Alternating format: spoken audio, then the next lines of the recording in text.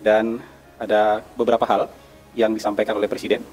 Untuk penyampaian Presiden di sidang yang terbuka tadi, teman-teman tentu sudah mengikuti dengan sangat baik dan dalam keadaan yang utuh pesan-pesannya tadi. Kemudian dalam sesi tertutup tadi juga Bapak Presiden menyampaikan beberapa hal, khususnya soal hasil perjalanan oleh beliau selama berkeliling kunjungan muhibah kemarin ke beberapa negara. Halo, Assalamualaikum warahmatullahi wabarakatuh. Selamat datang di channel Blogpol. Terima kasih sahabat sudah mau datang di video kali ini. Semoga sahabat selalu sehat, selalu dalam lindungan Allah Subhanahu wa Ta'ala. Amin ya Allah ya Rabbal Alamin.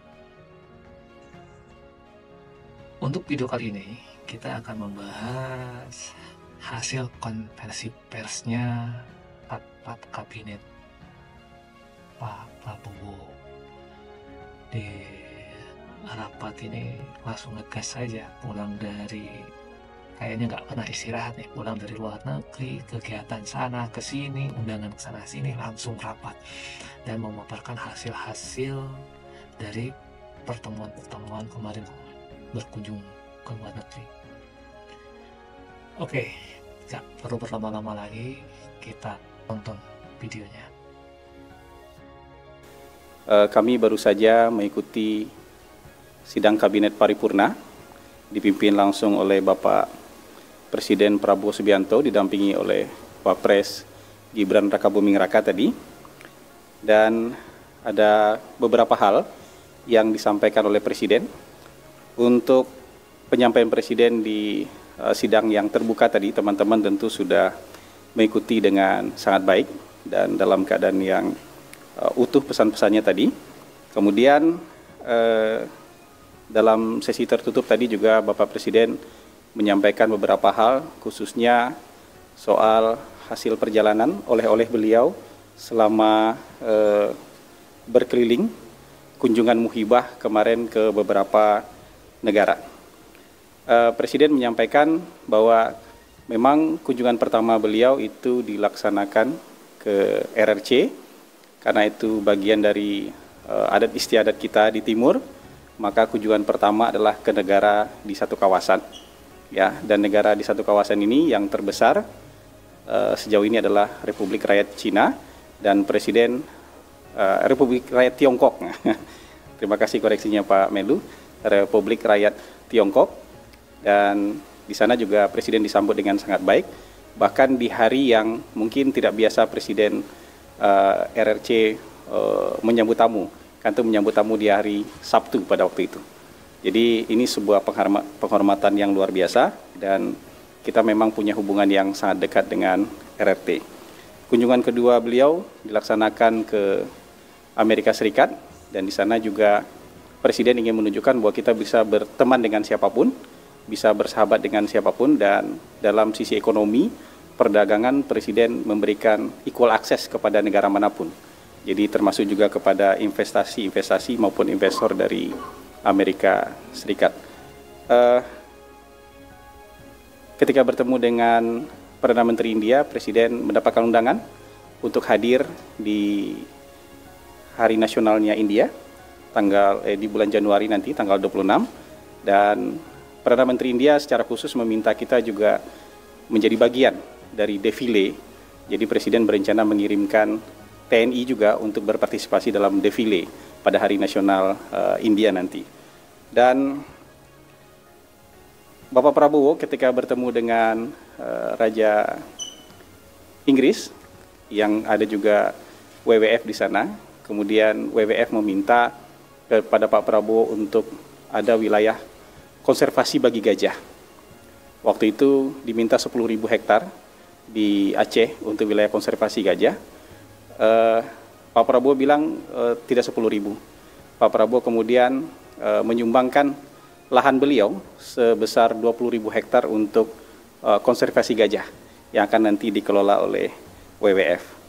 Dan Pak Prabowo juga menyampaikan bahwa kita sebagai negara yang memperjuangkan national interest kita tidak akan bergabung dengan blok pertahanan manapun, tapi kita akan join dengan berbagai blok ekonomi yang menguntungkan kepentingan bangsa kita.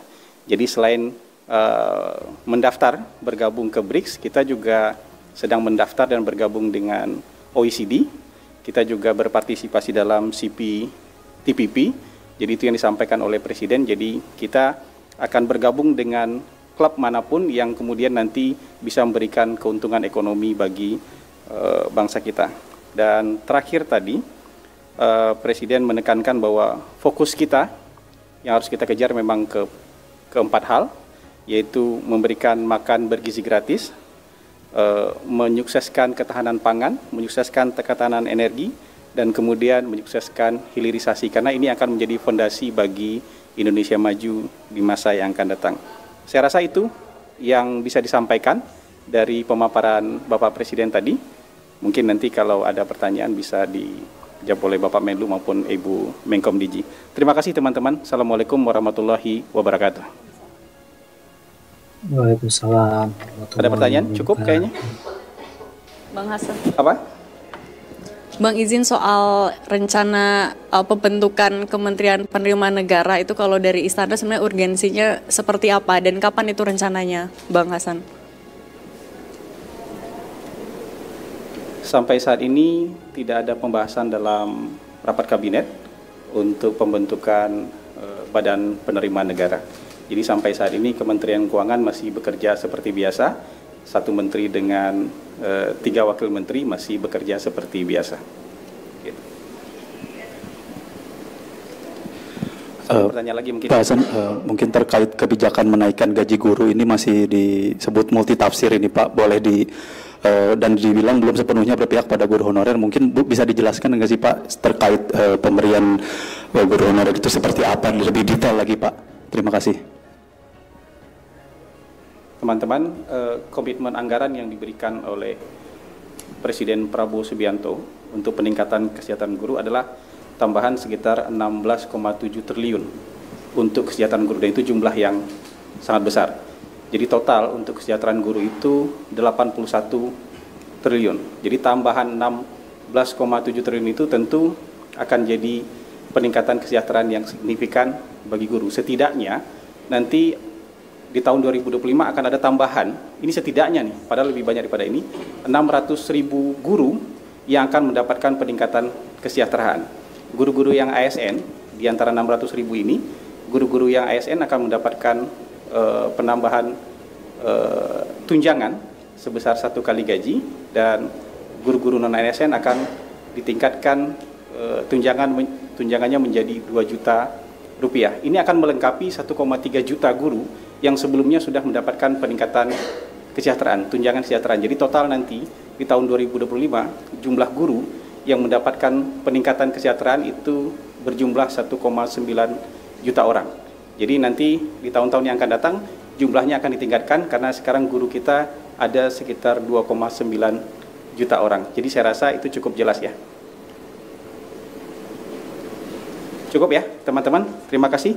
Selamat sore, Assalamualaikum warahmatullahi wabarakatuh. Izin Mas, satu lagi soal pertemuan Pak Prabowo ke RRT kemarin Pak. Pak Menlu boleh mungkin sedikit. Ini update-nya saja Pak, ini terkait dengan penegasan kembali kedaulatan Indonesia dalam South China Sea ini seperti apa kalau dilihat update-nya, karena kemarin setelah pertemuan Pak Prabowo dengan Xi Jinping di RRT, ini dari pengamat banyak yang menilai bahwa kedaulatan Indonesia terhadap LCS ini cukup melunak dinilainya Pak. Bagaimana sebenarnya terkait dengan overlapping claims itu sebenarnya mencakupi apa saja? Dan kalau diingat juga yang kedua, Pak Menlu sempat ke BRICS awal-awal setelah dilantik Presiden, update-nya apakah ada perbincangan ke arah sana juga?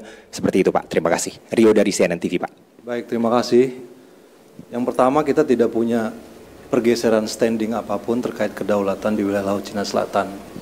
Yang kedua yang ingin kita lakukan adalah melakukan kerjasama dan kolaborasi dengan RRT di daerah-daerah yang masing-masing mempunyai klaim untuk kepentingan ekonomi dan keuntungan masing-masing kita. Jadi sekali lagi seperti apa yang tercantum di teks yang di joint statement itu, bahwa kerjasama ini akan dilakukan dan akan dibentuk suatu komite bersama untuk membahas detailnya, termasuk lokasi geografisnya, tepatnya di mana, dan masing-masing pihak juga tetap berpegang pada hukum yang relevan yang berlaku di masing-masing negara. Jadi tidak ada pergeseran standing mengenai masalah kedaulatan. Kemudian yang kedua mengenai BRICS, maaf tadi pertanyaannya. Apakah ya kita tahu Pak Menlu sempat hadir di konferensi di BRICS pada saat itu. Nah, setelah pertemuan dengan Pak Presiden dengan Xi Jinping kemarin, apakah juga ada pembicaraan untuk update terkait dengan positioning Indonesia? Oh, maksudnya update positioning Indonesia di Iya, BRICS. iya. Baik, yang pasti dari pertemuan itu berbahas soal BRICS, Presiden Xi Jinping juga menyampaikan bahwa pihak Tiongkok juga akan mendukung masuknya Indonesia sebagai anggota BRICS, dan sekarang prosesnya masih bergulir. Bola saya kira ada di pihak BRICS untuk menentukan apakah niat bergabung yang disampaikan oleh Indonesia itu diterima atau tidak, karena ada beberapa tahap yang harus dilewati oleh Indonesia sebelum menjadi full member of BRICS. Dan kemudian juga kita tahu beberapa negara sahabat, negara tetangga-tetangga kita, Malaysia ada di situ juga, kemudian Thailand juga ada di situ. Jadi ini merupakan satu multilateral groupings yang kita harap dapat membawa keuntungan bagi kepentingan nasional Indonesia. Saya kira itu saja. Terima kasih. Gimana menurut sahabat? Tolong komentar hasil dari rapat kabinet tersebut di kolom komentar. Oke? Jangan lupa untuk like, share, dan subscribe supaya sahabat tidak ketinggalan video-video kami berikutnya. Terima kasih. Assalamualaikum warahmatullahi wabarakatuh.